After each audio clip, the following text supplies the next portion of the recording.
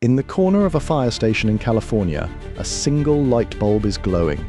It's been switched on, almost without a break, since before your great-grandparents were born. That's not a typo. This bulb has been burning since 1901, over 120 years, and it's still going tonight. Firefighters have come and gone their whole careers under it. There's a camera pointed at it, streaming day and night, just so people can watch a bulb refuse to die. Now, think about the last bulb you bought, or your phone that started crawling, or the printer that just stopped for no reason you could see. You probably shrugged and called it wear and tear. Bad luck, stuff breaks, that's just life. But here's what should bug you. We already knew how to make things last. We proved it in 1901. So somewhere between that bulb and the one in your lamp, something changed, and it wasn't the technology. It changed because of a meeting, a secret one, and a rule about your light bulbs that you were never meant to find out about. The idea behind that rule has a name. It's called planned obsolescence. It's not normal wear, it's a design choice, building something so it gives up on schedule whether you like it or not. And it comes in two flavors. Make the thing physically break, or just make it feel old, so you throw out something that still works fine. It sounds like a conspiracy theory, I know, except this one is written down, signed, and sitting in the history books. And to see where all of this started, we have to go back to the light bulb, because the bulb is where it was born. In the early 1900s, bulbs were getting better fast. The best ones could burn for 2,500 hours. Wonderful news if you're the person buying the bulbs, it's terrible news if you're the person selling them, because a bulb that never dies is a customer who never comes back, and a company can't live on customers who never come back. So on a cold day in Geneva, Switzerland, in December 1924, a handful of very powerful men sat down together. They ran the biggest light bulb companies on Earth. Osram from Germany, Philips from the Netherlands, the French, the British, and the Americans.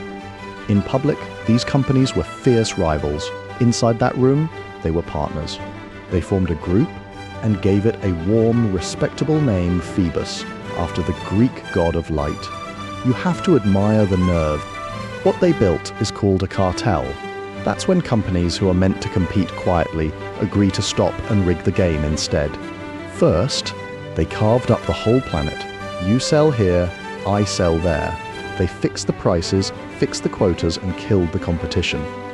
And then they did the part that's genuinely hard to believe.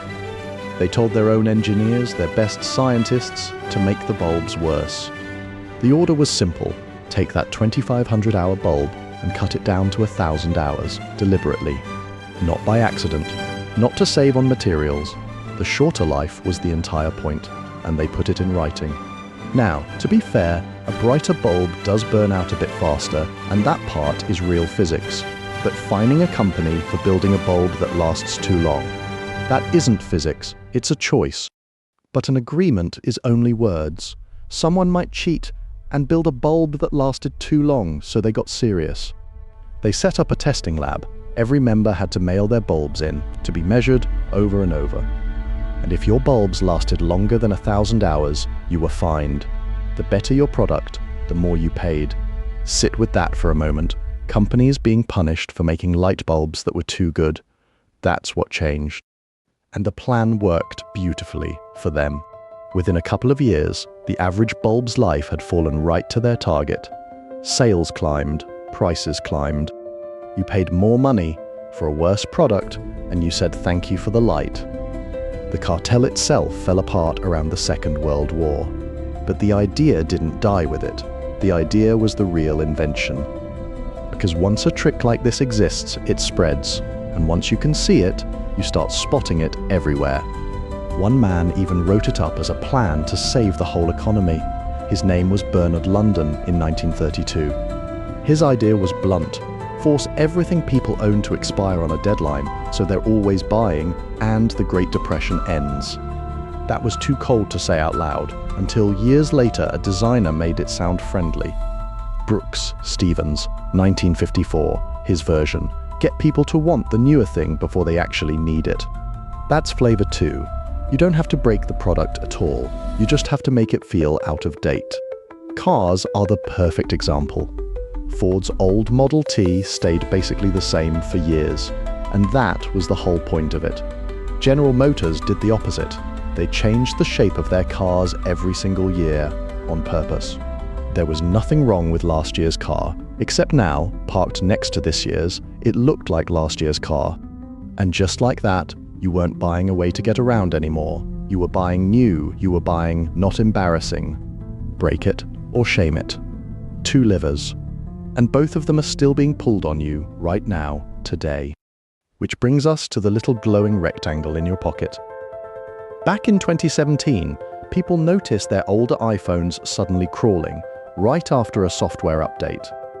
Apple eventually admitted what was going on. The updates were deliberately slowing down phones with older batteries. Now, in fairness, their reason was reasonable. A worn-out battery can make a phone shut off suddenly, and slowing it down prevents that. Here's the problem. They didn't tell anybody. And a phone that feels slow feels like a phone that's dying. And a dying phone gets replaced. France didn't buy the innocent story and fined Apple 25 million euros for hiding it. The honest fix would have cost you about $30, a fresh battery, and that phone runs like new again. Except you can't get to the battery. On most phones now, it's glued inside, sealed shut. And your earbuds are worse. Those tiny AirPods have a battery that dies in about 2 years and is almost impossible to replace. Then there's the printer, quietly, the single most infuriating object in your entire house. It'll reject a cheaper ink cartridge that fits perfectly and works perfectly, because a line of its own software decides to say no. And some printers just stop. A hidden counter inside decides it has printed enough and shuts the whole thing down. Nothing's broken, nothing's worn out. A number just hit a limit. Does that sound familiar? Appliances that used to run for 20 years now tap out at 7, needing one special part that nobody stocks. Clothes stitched to survive a single season, because the fashion world now sells you 52 seasons a year. Everywhere you look, it's the same 2 moves: break it or shame it, the Geneva playbook, running on autopilot. It's not one evil genius in a chair, it's 1,000 small decisions made in 1,000 rooms, all pointing the same way, at your wallet. And you've been paying that bill your entire life without ever really seeing it. So let's stop and actually look at it. Let's add up what this quietly costs you. Start with just the phone. Say you replace it every 3 years, which is generous these days. Call it $1,000 over and over across 50 years of adult life. That alone is $15,000 on phones. Now pile on the laptops, the printers, the earbuds, the washing machines, the clothes you replaced before they ever wore out. And you realize the cheap disposable version was never the cheap option. Replacing things forever is the most expensive way to own anything. This is the treadmill. You keep running, you keep spending, and you never actually get ahead. And it was designed that way. And it doesn't stop at your bank account, because all of that stuff has to go somewhere. It goes into a mountain. The world now throws away around 50 million tons of electronics every year, and it keeps climbing. One bulb has burned for 120 years on 4 watts of power, and we throw away a working phone every 2. That gap between what we're so clearly able to build and what we're actually sold, that gap is the entire story. But a gap that was made by a decision has one weakness. A decision can always be made differently. And this is the part they would honestly rather you didn't hear. It's already changing, right now. And you have far more power in this than they have ever wanted you to feel. There's a movement for exactly this, and it has a plain name, the right to repair, and it's winning. In Europe, the law now forces companies to actually make phones repairable. Real spare parts, real manuals you can follow. Every phone sold there wears a repair score now, graded from A to E, printed right on the box, before you even buy it. The battery you can swap out yourself by hand. Regulators are bringing it back. Those printer ink lockouts, the ones that block a cartridge that fits perfectly, they're being ruled illegal. And America is catching up, one state at a time. Some are even banning the trick of pairing parts, so only the maker can fix your things. The companies fought every bit of this hard, and they're losing. which tells you exactly how much your loyalty was worth to them. But you don't have to wait for a law to change anything. You have moves you can make this week.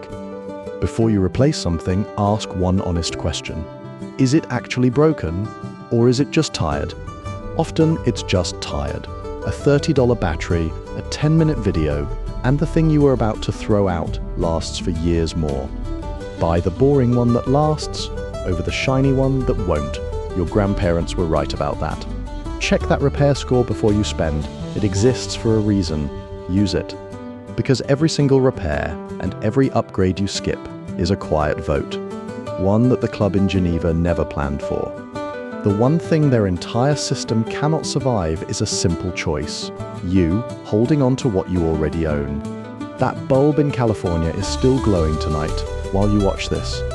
Not because it's magic, but because once somebody chose to build it to last. And that's the good news hiding in all of this. We can still choose that too, on purpose.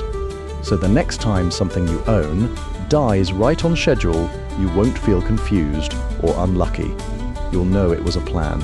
And now, so is yours.